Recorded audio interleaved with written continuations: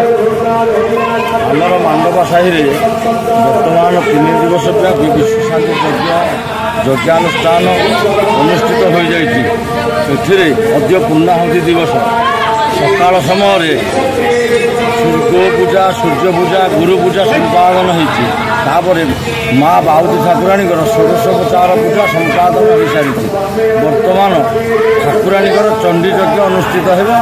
संध्या 7टा समय आम पूर्णाहुति ओम बाउती देव्य नमः। आज मांडवा साहि बाउती देवी नवम वार्षिक उत्सव अनुष्ठित हो जाए।